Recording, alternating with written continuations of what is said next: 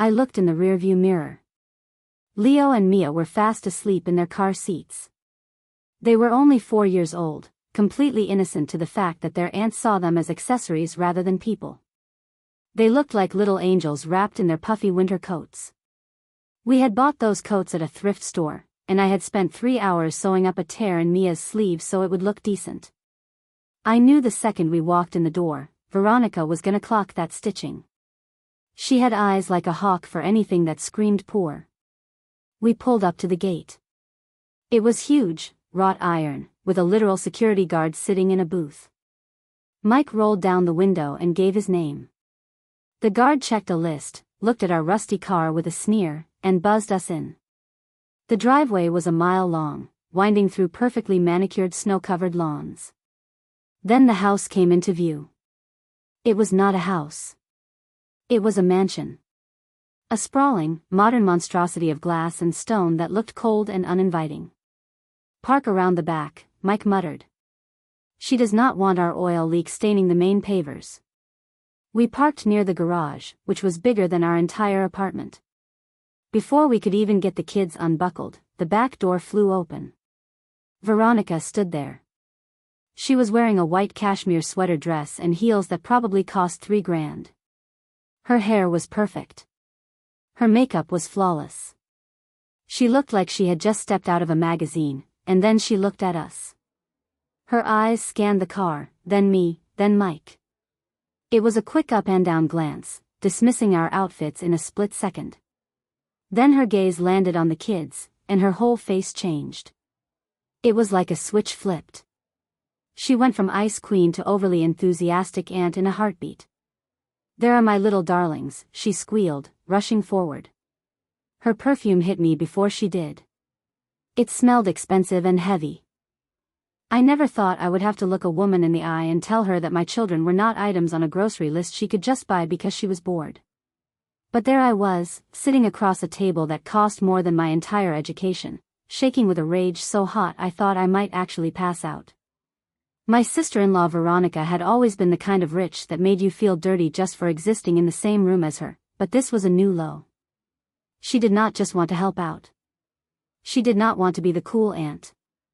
She wanted ownership. And the sickest part was that she thought a piece of paper with a bunch of zeros on it was going to make me hand over my twins like I was selling a used car. It all started on the drive over to her place. Me and my husband Mike were already on edge. The heater in our beat-up Honda was making this rattling noise that sounded like a dying cat, and every time we hit a bump, the whole frame shuddered. We were heading to Veronica's estate for a mandatory family dinner. I say mandatory because when Veronica summoned you, you did not say no. Not unless you wanted her calling your landlord or your boss. She had connections everywhere, and she loved to remind us that our lives hung by a thread that she could snip whenever she felt like it. Mike gripped the steering wheel so hard his knuckles were white. He looked tired. He had been pulling double shifts at the warehouse just to keep the lights on, and the dark circles under his eyes looked like bruises. I reached over and touched his arm. "Hey, it is gonna be okay," I said, trying to sound more confident than I felt. "We just gotta get through dinner, smile at her insults, eat her fancy food, and then we can go home and pretend she does not exist for another month." Mike let out a heavy sigh. "I know, babe. I just hate how she looks at you. I hate how she looks at the kids. Like we are some kind of charity case she keeps around to make herself feel better." She reached into the car and started unbuckling Mia before I could even say hello. "Come to Auntie V, sweetie.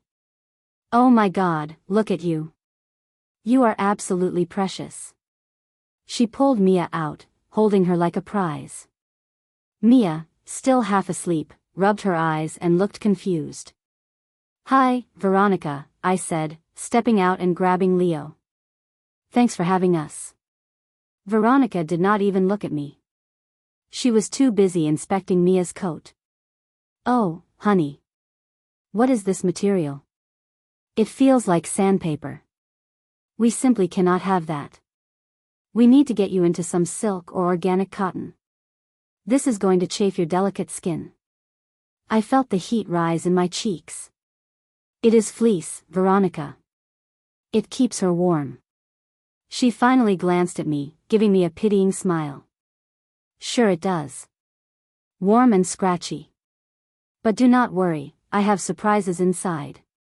Come on, Mike, do not just stand there. Bring the boy. We followed her into the house. The inside was massive.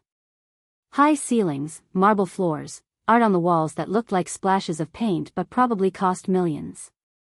It was quiet, too. Eerily quiet. We did not have a loud, chaotic house, but we had life. This place felt like a museum where you were not allowed to touch anything.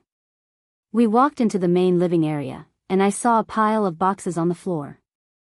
Not just boxes. Gift-wrapped boxes with big satin bows. What is all this? Mike asked, putting Leo down. Veronica waved her hand dismissively.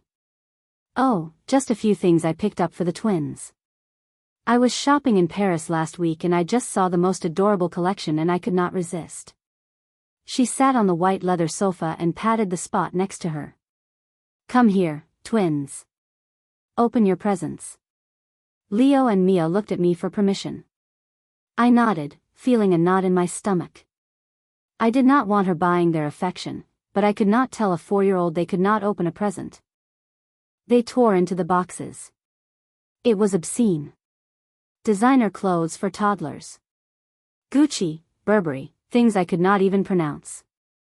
There were toys, too, but not the fun kind. They were these handcrafted wooden educational toys from Sweden or something. No plastic, no noise, just expensive wood. Do you like them? Veronica asked, her voice tight.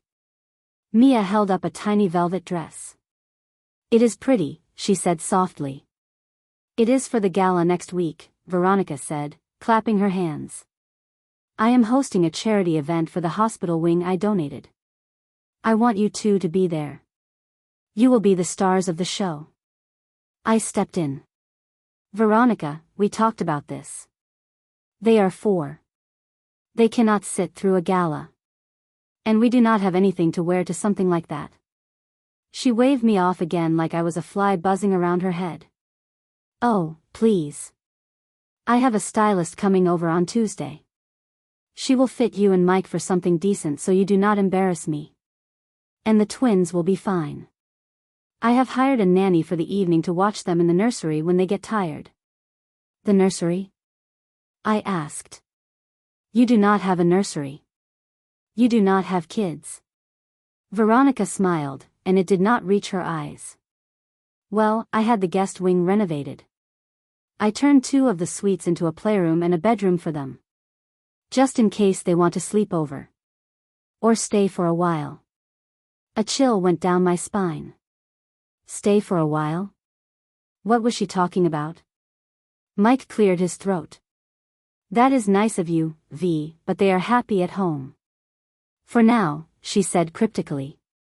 Then she stood up. Let us eat. The chef has prepared Wagyu beef. I hope that is okay. I know you guys are used to, whatever it is you eat. Hamburger helper? I clenched my fists at my sides. We eat fine, Veronica. We moved to the dining room. The table was set for 12, but it was just the 3 of us and the kids. The twins were struggling to sit in the massive dining chairs.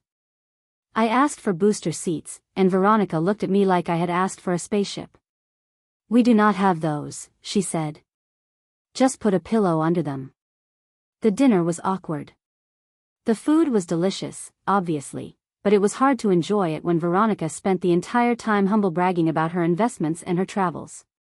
She kept ignoring me and talking directly to Mike, asking him about his job in a way that was designed to humiliate him. So, are you still moving boxes, Michael? She asked, cutting her steak with surgical precision. I am a logistics manager, Mike said through gritted teeth. Right. Logistics. That means you move boxes, but you have a clipboard while you do it. She laughed, a tinkling, cruel sound. I am just teasing, little brother. I just worry about you. I look at the numbers, you know. I see the economy. People like you, the working class, you are the first to suffer when the market dips. And it is going to dip. We are doing okay, Mike said. We have savings. Veronica raised an eyebrow. Do you? Real savings? Or do you have $2,000 in a checking account that you are terrified to touch? Silence fell over the table. She was right, and that made it worse. We were one bad medical bill away from disaster. She knew it, and she was feasting on it. Then, she turned her attention to the kids. Leo had spilled a little bit of juice on his new designer shirt. I reached over with a napkin to clean it, but Veronica was faster. Oh, careful. She snapped, grabbing Leo's arm a little too roughly. That is silk, you clumsy little thing. Hey, do not call him that, I said, my voice sharp. He is a kid. Kids spill things. Veronica let go of Leo and leaned back, dabbing her mouth with a napkin. See, that is the problem. You two are so lax. You let them run wild. They have no discipline. No refinement. They are 4 years old and they can barely hold a fork correctly. They are happy, I shot back. They are loved. That matters more than knowing which fork to use. Does it? Veronica challenged. Does love pay for Harvard? Does love ensure they will have the connections to succeed in this world? Or does love just mean they will grow up in that cramped apartment, hearing you two fight about money every night, wearing thrift store clothes and thinking a vacation is a drive to the public beach? I stood up. That is enough. We are leaving. Sit down, Veronica commanded. Her voice had changed. It wasn't the passive-aggressive sister-in-law voice anymore. It was the CEO voice. The voice that destroyed companies. I froze. Mike looked at me, his eyes pleading. Just hear her out, Sarah. Please. I slowly sat back down, my heart hammering against my ribs. What is this really about, Veronica? Why did you invite us here? She took a sip of her wine, savoring the moment. She looked at the twins, who were sensing the tension and had gone quiet. I cannot have children, she said flatly. I blinked. The anger deflated a little bit. I know. I am sorry. Are you? She looked at me with cold eyes. I have the money, the house, the legacy. I have everything a child could ever want. But my body is broken. I have tried IVF. I have tried surrogates. It always falls through. It is simply not meant to be. She paused, and the air in the room felt heavy. I do not want to adopt a stranger, she continued. I do not want some random child with unknown genetics. I want family. I want blood. She looked at Mike, then at the twins. I want to help you, Michael. I want to help these children. I look at them and I see so much potential being wasted. They are smart. They are beautiful. But they are being stifled by your poverty. Excuse me? I said, my voice rising. Let me finish, she snapped. I have a proposition. A business arrangement, if you will. But it is more than that. It is a chance for everyone to win. She reached under the table and pulled out a sleek black leather folder. She slid it across the marble surface until it rested in front of Mike. Open it. Mike looked at me, then at the folder. He opened it with trembling hands. Inside was a legal document. And a check. I leaned over to see. When I saw the number, my breath caught in my throat. It was a check for $5 million. What is this? Mike whispered. That, Veronica said, leaning forward, is your freedom. That is enough money to pay off all your debts. To buy a house. A nice house, not a dump. To start a business. To travel. To never work in a warehouse again. And what do we have to do? I asked, though I already felt the sickness rising in my gut. I knew the answer. I knew it before she said it. Full custody, Veronica said. I stared at her. I could not comprehend the words. What? I want full legal guardianship of Leo and Mia. The room spun. I felt like I had been punched in the face. You want to buy our children? I want to give them a future. She yelled, slamming her hand on the table. The twins jumped. Look at you. Look at you. You are failures. You can barely feed them. I can give them the world. Private schools, travel, the best doctors, the best life. They will be my heirs. They will inherit everything. And us? Mike asked, his voice barely a whisper.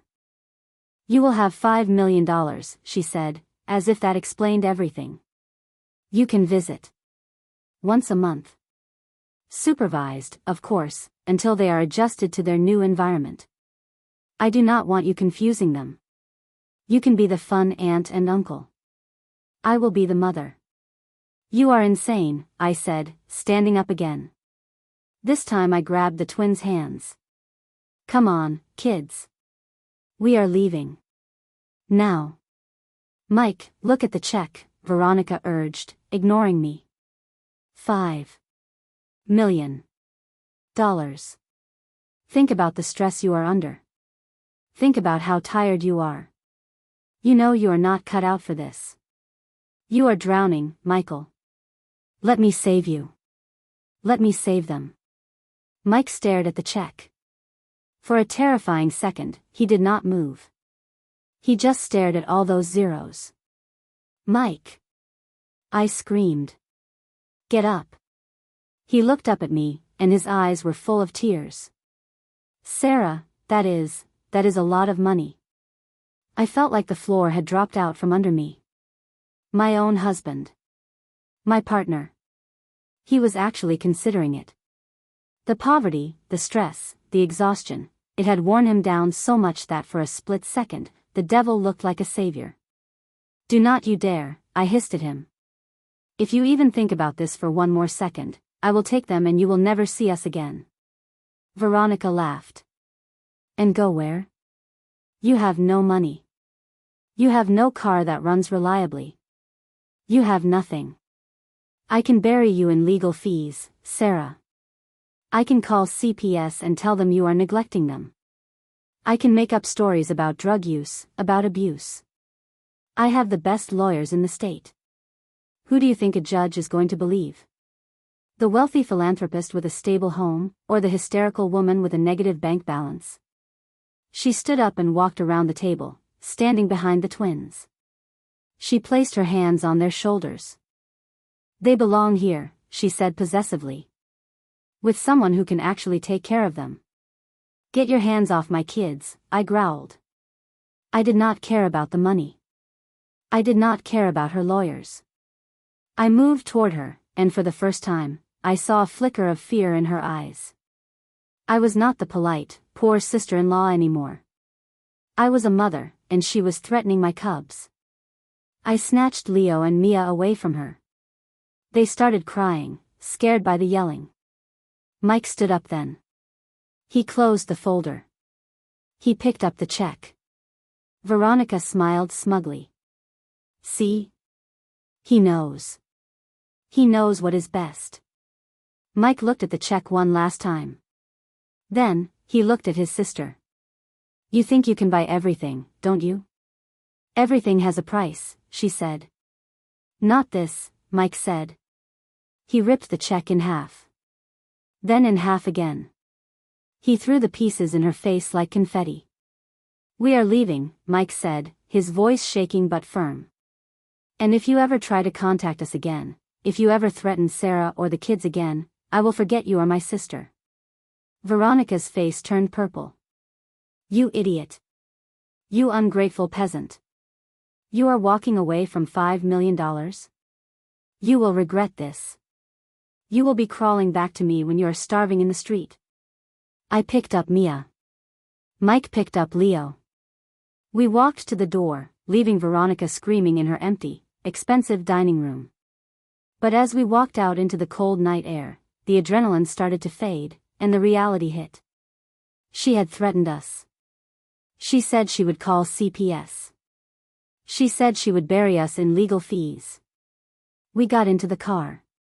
The engine struggled to turn over, whining and sputtering before finally catching.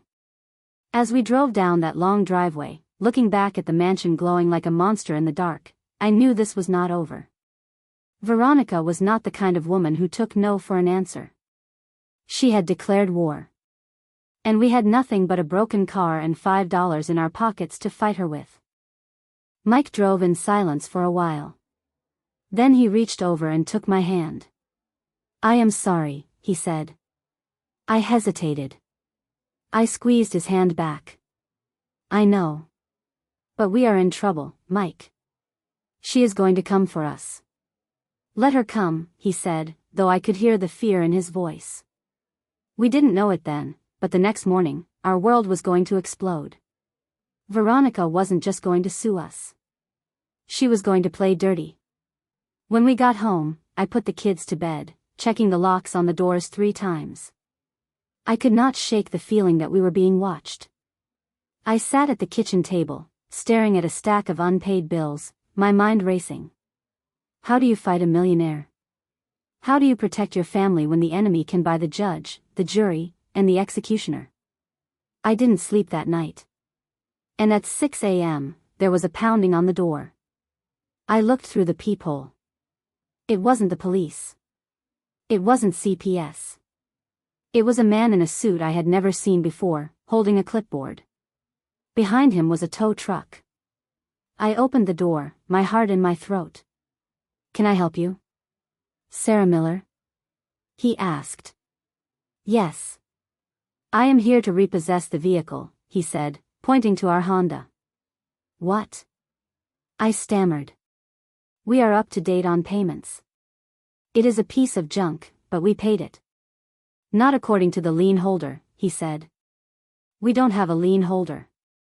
We bought it for cash from." I stopped. We had bought it from a used car lot that Veronica's husband owned. Years ago. They had given us a family discount. The man handed me a paper. "It seems the title was never fully transferred. And the owner has reported it stolen." "Stolen?" I screamed. "I need the keys, ma'am. Or we tow it with the brakes on." Mike came to the door, rubbing his eyes. "What is going on?" "She is taking the car, Mike," I said, tears stinging my eyes. "She is actually doing it." Mike looked at the man, then at the tow truck. He knew there was nothing we could do.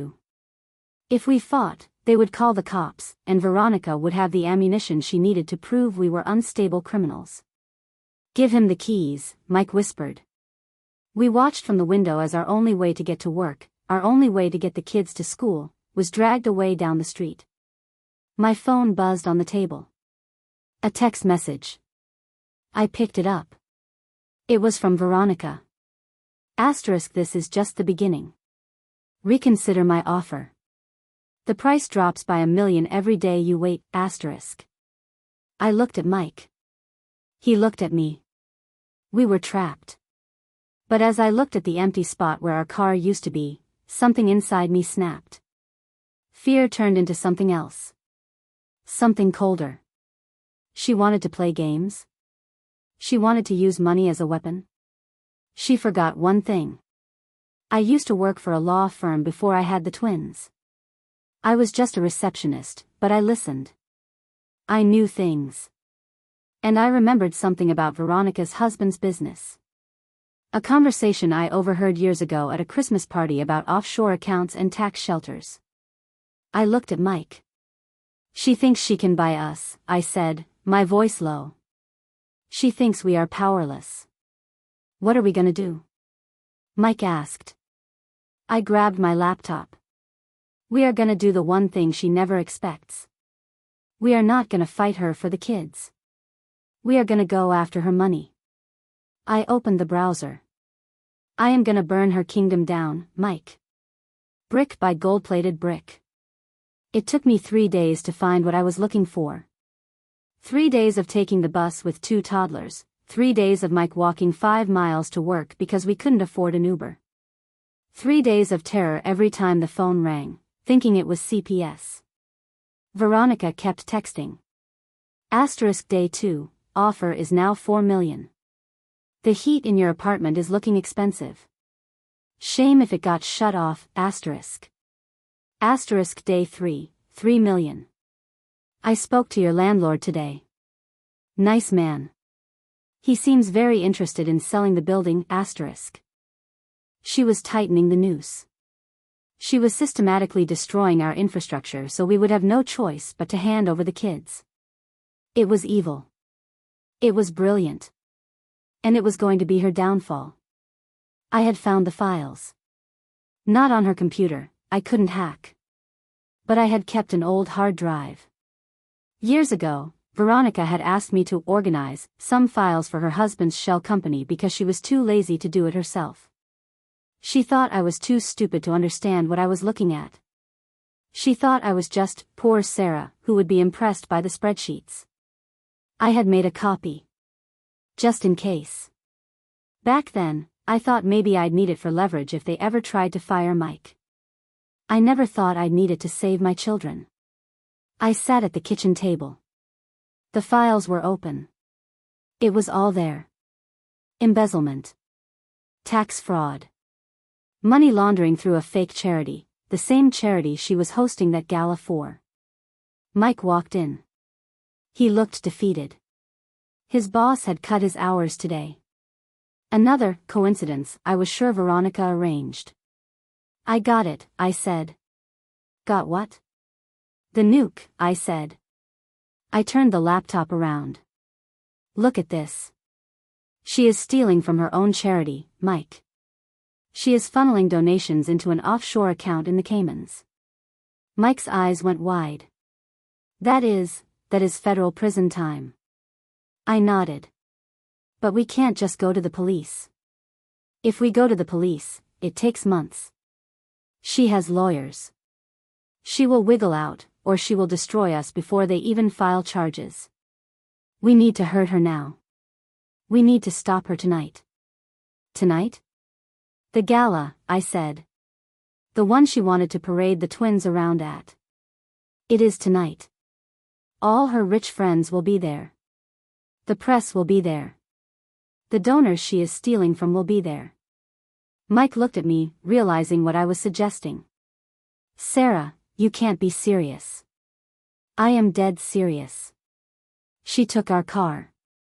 She threatened our kids. She is trying to evict us. I am done playing defense. I stood up. Get your suit, Mike. The one we wore to the funeral last year. It is the only one you have. We are crashing the party. No, I said, a dark smile spreading across my face. We are not crashing. We were invited. Remember? She wanted the twins there. But we are not bringing the twins. No. We are bringing the truth. We dropped the kids off at my mom's house. It was a risk, but my mom had a shotgun and a pit bull, and she hated Veronica more than I did. We took the bus to the edge of the rich neighborhood, then walked the rest of the way to the event hall. It was freezing. My heels were sinking into the snow. I was wearing a dress I had bought at Ross 5 years ago, and I had covered the stain on the hem with a black marker. I probably looked insane. But I didn't care. We got to the entrance. There was a red carpet. Photographers were snapping pictures of women in diamonds and men in tuxedos. We walked up to the guy with the clipboard. Name? He asked, looking down his nose at us. Mr. and Mrs. Michael Miller, I said. Family of the hostess. He checked the list. He frowned. I see your names, but... Veronica walked out at that moment. She was posing for photos, wearing a gold dress that looked like liquid money. She saw us. Her smile faltered for a second, then turned into a smirk. She walked over, waving the bouncer away. Let them in, she said loud enough for people to hear. My poor brother and his wife. They probably came for the free food. The people around her laughed. I felt the shame burn, but I pushed it down. Glad you could make it, Veronica hissed as she leaned in to hug me. I smell the bus on you. Did you bring the twins? No, I said. Her face hardened. Then why are you here? To beg? Is the price right yet? I pulled away. I smiled at her. Actually, Veronica, I came to make a donation. She looked confused. You? Donate? You can't even afford a cab. I walked past her, grabbing Mike's hand. We went straight into the ballroom. It was packed. There was a stage at the front with a massive screen showing pictures of sad children and the good work the charity was doing. I spotted the AV booth in the corner. Mike, I whispered. Distract the guard. How? I don't know, spill a drink on him. Start a fight. Just give me 30 seconds. Mike nodded. He was terrified, but he was ready. He walked over to the bar, grabbed 2 glasses of red wine, and stumbled into the security guard standing near the tech booth. Hey! Watch it, pal! The guard yelled. While they were arguing, I slipped behind the curtain. The tech guy was busy texting on his phone. Hey, I said. He looked up. Who are you? Veronica sent me, I lied. She said the presentation is wrong. She wants to run this video instead. It is the updated donor list. I held out a USB drive. He shrugged. Whatever. She is bossy tonight. He plugged it in. I waited until he loaded the file. Then I turned and walked out, my heart pounding so hard I could hear it in my ears. I found Mike. He had a stain on his shirt, but he gave me a thumbs up. We stood in the middle of the room.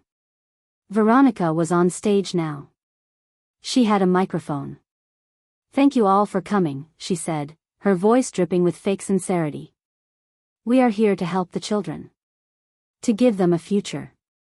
Because every child deserves a chance. The crowd applauded. And now, she said, I want to show you exactly where your money is going. She pointed to the screen. The lights dimmed. The video started. But it wasn't pictures of sad children. It was a spreadsheet. The room went silent. Then, a voice recording played. It was Veronica. I had recorded it on my phone the day she tried to buy the kids, but I had spliced it with the audio from the files I found. The speakers boomed with her voice, I don't want to adopt a stranger. I want to buy them. $5 million. It is just a business arrangement, Then the spreadsheet highlighted the transfers. Donation, $500,000. Transfer to VA Management Cayman, $450,000. Gasps rippled through the room. Veronica froze on stage. She turned around and saw her own bank records on a 20-foot screen. Turn it off. She shrieked. Turn it off. But the tech guy was confused. He was trying, but I had encrypted the file to loop. It just kept playing. I can bury you in legal fees. Who is a judge going to believe? The wealthy philanthropist or the poor mother? The crowd started murmuring. People were pulling out their phones, recording. The donors, the people she had stolen from, were looking at each other with fury. Veronica looked out into the crowd. She saw me. I stood there in my cheap dress and my marker-stained hem, and I raised my glass to her. She locked eyes with me. In that moment, she didn't look rich. She didn't look powerful. She looked small. Security. She screamed into the mic, arrest them. They hacked the system. But nobody moved to arrest us. Instead, a man in the front row stood up. I recognized him. He was the district attorney. He had been enjoying the wine, but now he looked very sober. He walked toward the stage. Veronica? We need to have a conversation about these numbers. Veronica dropped the mic. It made a loud screeching noise. She tried to run off the side of the stage, but her heel caught in her gold dress. She went down hard. The whole room watched as the Queen sprawled on the floor, tangled in her own lies. I felt a hand on my waist. It was Mike. "Let's go," he said. We walked out of the ballroom while chaos erupted behind us. We walked past the red carpet, past the confused valet. We didn't have a car, so we started walking down the snowy road. It was freezing. We were broke. We had a long fight ahead of us. But as I looked up at the winter sky, I felt warmer than I had in years. Did we just win? Mike asked, his breath steaming in the air. I don't know if we won, I said, leaning into him. But she definitely lost. 2 days later, the news broke. Socialite indicted on fraud charges. Attempted purchase of minors alleged. Veronica lost the house. She lost the reputation. She lost the money. We eventually got our car back from the impound lot after the police seized her assets. It still rattled, and the heater still sounded like a dying cat. But when we drove it to pick up the twins from school that day, it felt like a chariot. Veronica is currently awaiting trial. She sends us letters sometimes, blaming us for ruining her life. I don't read them. I just use them to start the fire in our fireplace. It keeps the kids warm. Part 3. We walked for about a mile in that snow before a beat-up pickup truck slowed down next to us. It was Mike's buddy, Dave, from the warehouse. Mike had texted him when we left the venue, just hoping someone would be awake. "Get in," Dave yelled over the rumble of his engine. "You guys look like frozen popsicles." We piled into the cab. It smelled like stale coffee and cigarettes, but the heater was blasting, and right then, it was the best smell in the world. Dave looked at our fancy, ruined clothes and raised an eyebrow. "Do I want to know?" he asked. Mike looked at me, then at Dave. "We just set a bomb off, Dave. A big one." Dave laughed. "Well, all right then. Let's get you home before the fallout hits." But the fallout hit faster than we thought. We barely got inside our apartment and locked the deadbolt when my phone started blowing up. Unknown numbers. Private callers. I turned it off. I didn't want to hear it. I just wanted to hug my kids. We picked up Leo and Mia from my mom's the next morning. My mom looked worried. She had seen the news. It was already leaking. Local charity gala ends in chaos, the headline read. But there was no mention of the fraud yet. Just that there was a technical disturbance. Veronica has money, Mom warned me as she handed me a Tupperware of leftover lasagna. She can spin this. Be careful, Sarah. I knew she was right. Rich people don't go to jail just because you embarrass them. They go to jail when they run out of friends. And Veronica still had plenty of friends. We spent the next 24 hours in a state of paranoia. We didn't leave the house. We kept the curtains drawn.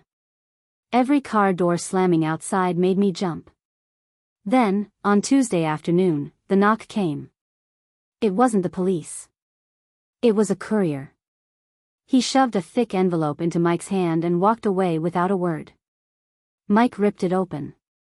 His face went pale. "It is a lawsuit," he said, his voice flat. I grabbed it. Asterisk defamation of character. Slander. Intentional infliction of emotional distress, asterisk she was suing us for $10 million. And she had filed an emergency restraining order against us, claiming we were the ones who had threatened her. She is crazy, I whispered. She is actually doing it. Mike sank onto the couch. She is going to bury us, Sarah. We can't afford a lawyer to fight this. We can't even afford the filing fees to respond.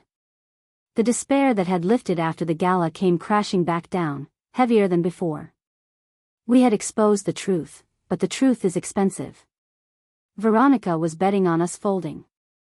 She was betting on us being too poor to prove she was a criminal. I looked at the twins playing on the floor with their blocks. Leo was building a tower. Mia was knocking it down. They were laughing. They had no idea their parents were about to lose everything. "I am not folding," Mike said suddenly. I looked at him. He stood up. He walked over to the closet and pulled out his old baseball bat. "What are you doing?" I asked. "I am not going to hit her," he said. "But I am done hiding. If she wants a fight, she gets a fight. I am going to the police station. Myself. I am turning myself in for the hack. And when I do, I am handing them every single file you found." "Mike, no. They will arrest you." "Let them," he said. "Once it is in the police record, it is evidence. She can't sue us for slander if the cops are investigating her for fraud. It becomes a criminal matter." It was a desperate play. A sacrificial play. But before Mike could open the door, my phone rang again. I was about to ignore it, but I saw the caller ID. It wasn't a private number. It was a local area code. "Hello?" I answered, my voice shaking. "Is this Sarah Miller?" A deep voice asked. "Yes. This is Detective Reynolds. I was at the gala the other night. Off duty. Working security detail." My heart stopped. Was he calling to arrest us? "Listen, Mrs. Miller," the voice continued. "I saw what was on that screen. And I saw the district attorney's face. He is not happy. But you need to know something. Veronica's lawyers are already at the station. They are trying to get the hard drive seized as stolen property so they can wipe them." I gripped the phone tight. "What do we do?" "You have copies?" he asked. "Yes." "Get them to me." "Not to the station. Meet me at the diner on 4th and Main. In 20 minutes. If you give me the evidence directly, I can bypass the chain of command before her lawyers shut it down." I looked at Mike. I covered the mouthpiece. "It is a cop. He wants the files." "Is it a trap?" Mike asked. "I don't know," I said. But we didn't have a choice. We wrapped the twins up and took them with us. We didn't trust leaving them alone, and we didn't have a car to drop them off anywhere. We walked to the diner in the biting cold, the wind whipping our faces. I had the USB drive taped to my chest, under my bra, just in case. The diner was empty except for a guy in a booth wearing a hoodie. He looked up as we walked in. It was the security guard from the gala. The one Mike had spilled wine on. "Reynolds?" I asked. He nodded. He looked tired. "Sit down." We slid into the booth. I kept my hand over my chest. "Why are you helping us?" I asked. "She pays your salary, doesn't she?" He laughed, a dry, bitter sound. "Lady, she treats the security team like dogs. Last year she fired my partner because he looked her in the eye. But that is not why. I have a kid with leukemia. That charity wing she was bragging about. My kid is in that hospital. And when I saw those numbers, when I saw she was stealing money meant for sick kids." He didn't finish the sentence. He just held out his hand. "Give it to me." I reached into my shirt and pulled out the drive. It was warm against my skin. I handed it to him. Reynolds put it in his pocket. "Go home. Lock your doors. Do not answer the door for anyone unless they have a badge and a warrant." "What about the lawsuit?" Mike asked. Reynolds smirked.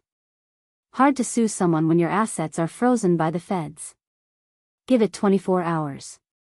We went home. The wait was agonizing.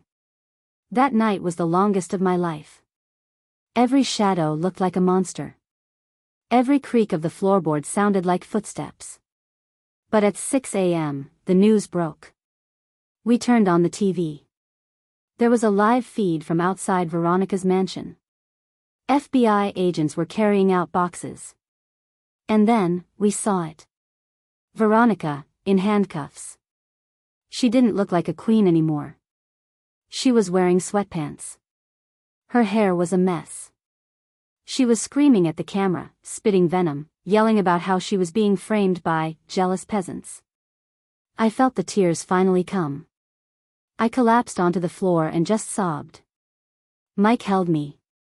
The twins crawled over and hugged us, not understanding why Mommy was crying, but knowing it was a happy cry. The fallout wasn't over, though. The legal battle dragged on for months. Veronica tried everything. She tried to say I doctored the files. She tried to say Mike coerced her. But the evidence was too strong. Detective Reynolds had come through.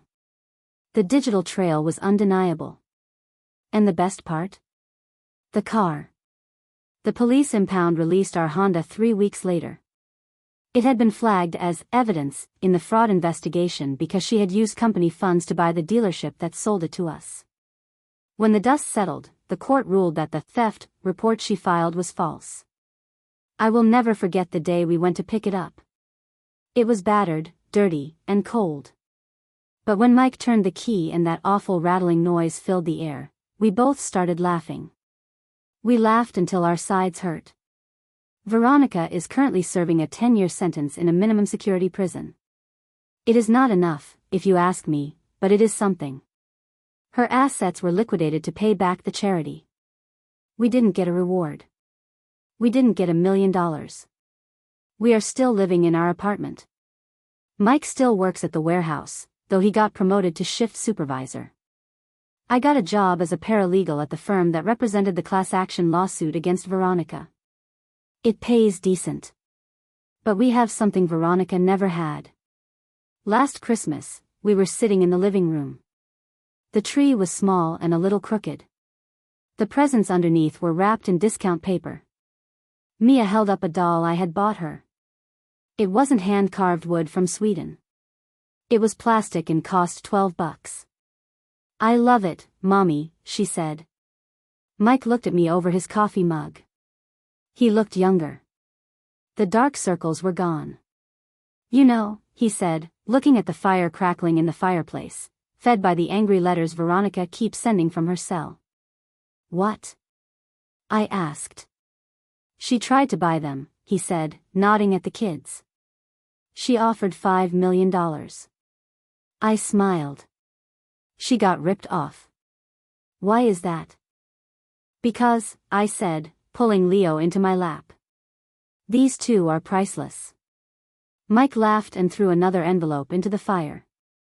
The flames licked up the paper, turning Veronica's hate into heat. It keeps the room warm. And that is all the luxury we need.